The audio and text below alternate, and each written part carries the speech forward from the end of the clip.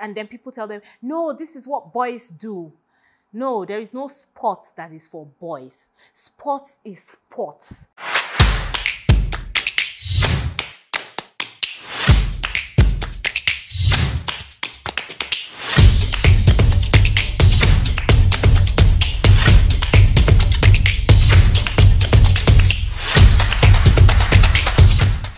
Hi, welcome to Shades of Us. I am Ramat. Today I'm going to do a fun episode. Okay, it's not serious fun, but it's still fun. Yes, I'm going to talk about women in sports. Yeah. I'll start for myself. So when I was younger, I used to do all kinds of sports. Track and field, I came second for my house, red house. I was running, I used to run 100 meter, 200 meter, and relay races. And I could run. Hey! As if they were chasing me. And so I used to do that a lot. I used to play football. I would say it any day, anytime. I was not the best footballer on the pitch. I probably was not even the best half. That's the half from 1 to 4 if it was a 1 to 10 scale. But what I could do was I could run. And so I was playing on the team, I would run, and I was always playing defense. I always played defense. And so I would, because if I see the ball, you will see me run! Go and chase the ball and kick it out of space, or carry the ball and run! And go and give somebody. And so I loved football. I used to play a lot. I used to follow the games. And then to the point I even became the coach of our team. I stopped playing when I felt like, I was old. I was in SS3. As I said, I'm old now. I can't play. Let the younger ones play. And so I was the coach of the team.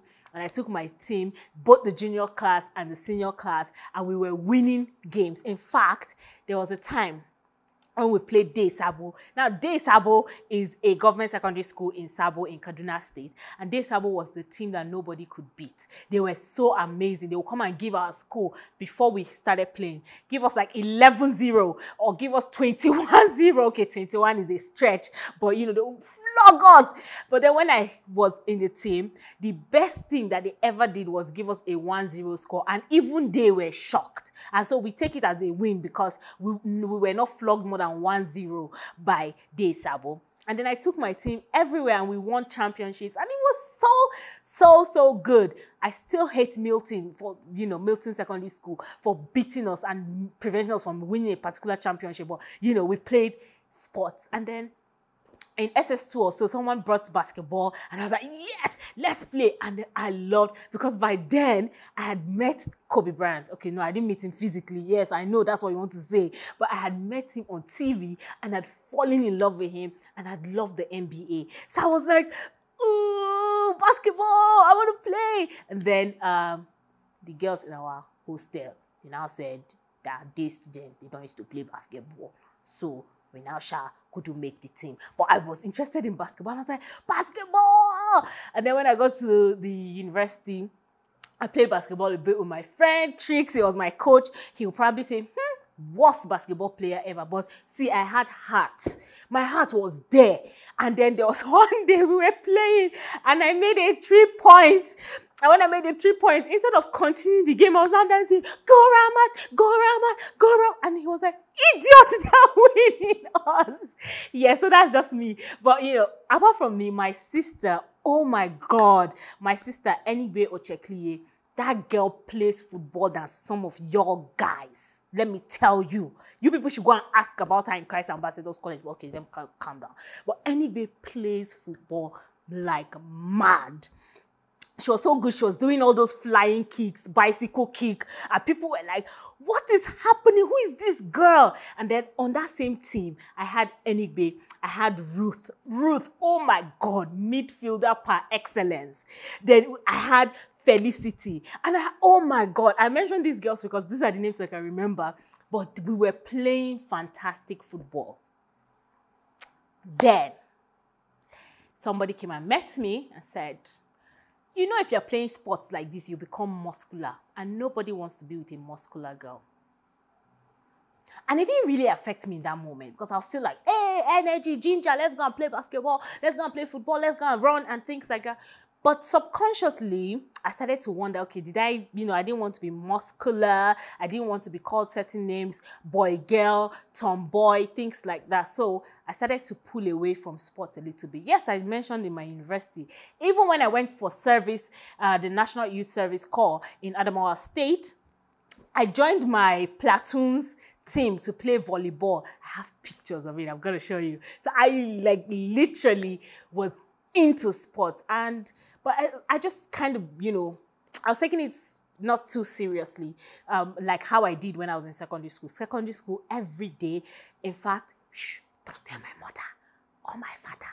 I used to jump fence to go and play football. That was what I used to do there. Don't tell them about, So I used to be so into sports, and gradually it began to remove. And I realized that to some extent, I'd listened to the people who told me that, I would become masculine and I would become boy, girl, or a tomboy or things like that, and so I began to stop playing sports. And I realized that a lot of girls receive the same comments. There are babies out there who are beginning to kick balls or bounce the ball or jump or swim or do whatever thing or circle or cycle or do everything. And then people tell them, no, this is what boys do. No, there is no sport that is for boys. Sports is sports. It's just a beautiful, interactive, mostly competitive outlet for young people to do whatever they are good at.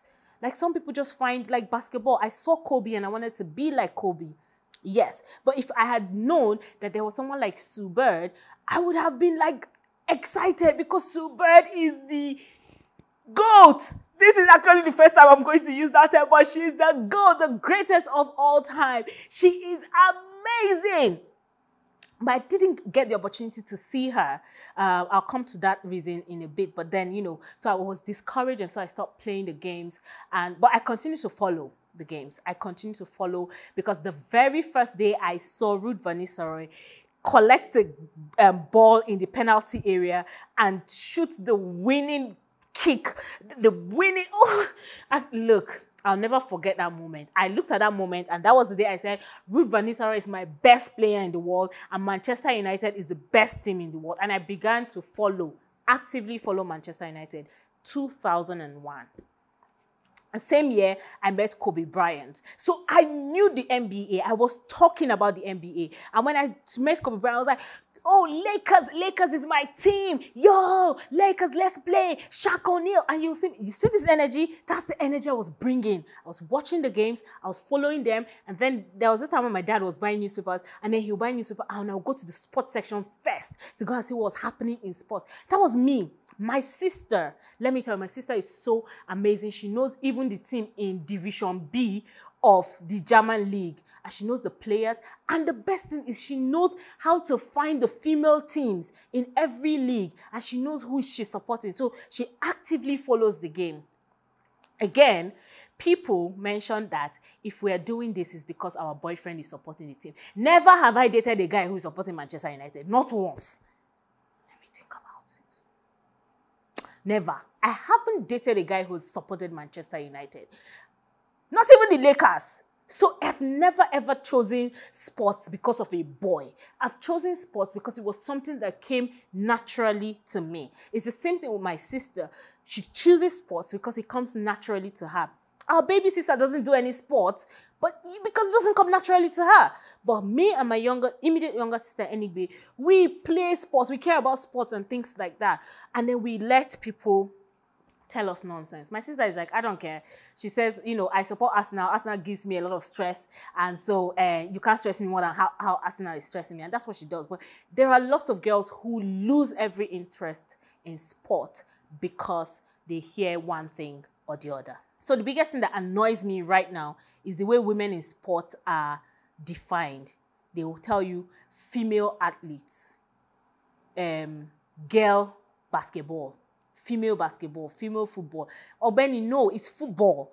It's just that we have women playing this one, just as we have men playing that one. Now, I would not have a problem if you say male athlete, or you say male basketball, or you say male table tennis player, or male lawn tennis player. But why do you always have to make that emphasis when you're talking about women in sports. So if you notice, I keep trying to ensure I say women in sports as opposed to say female sports, because I just hate that term. I think that we should just call it sports. Oh, women in sports, the NBA, you know, I like just call things as they are. It's just like I say that you shouldn't call a doctor, Dr. Miss. Why? A doctor is a doctor. Or engineer Miss. No. Just, it's the same thing in sports. Just say, you know, basketball, the female that were playing, the women that were playing in this sport had this. Or you mention their names, like you say Megan Rapinoe, oh my God, played amazing game for the United States, leading scorer, this. That's all that matters. As opposed to say, female player, Megan Rapinoe, this. Why?